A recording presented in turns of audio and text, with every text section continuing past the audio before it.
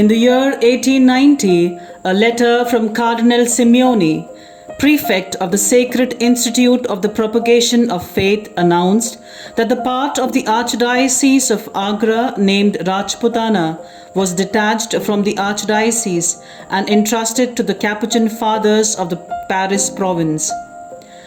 The new missionaries were informed that their first care was to propagate the message of love of Jesus to the people who do not know Christ, and to prepare the way for the formation of the indigenous clergy. On his arrival in India, Father Fortunatus, OFM cap, was posted at Khurda in MP. He spent a year learning Hindi and local dialects.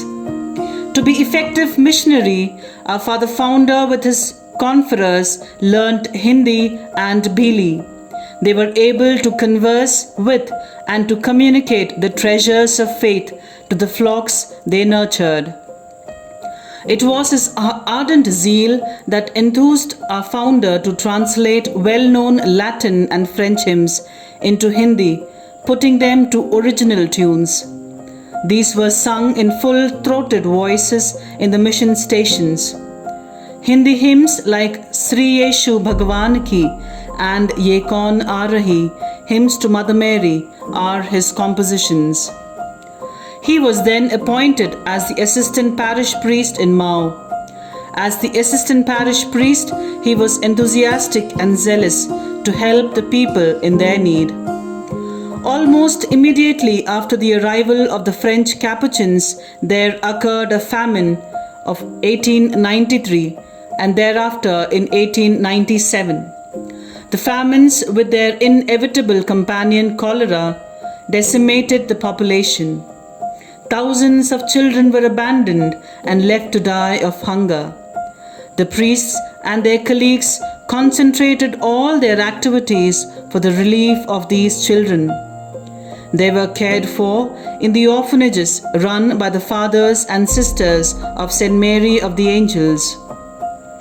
Father Fortunatus joined the team in Neemach for famine relief. He took charge of the orphanage with 158 boys and 155 girls. He was then appointed as the military chaplain at Nasirabad.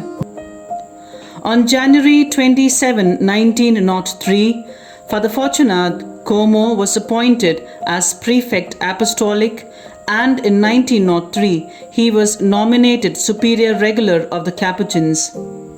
The prefect turned his attention and his considerable mental and physical energies to propagate the message of Jesus to the vast area entrusted to him. The territory to be evangelized was twice as big as his native France. His plan of action was mainly based on the instruction given officially by the propaganda to the first batch of Paris Capuchin missionaries, namely to intensify the work of evangelization and prepare an Indian church manned by the very sons and daughters of India.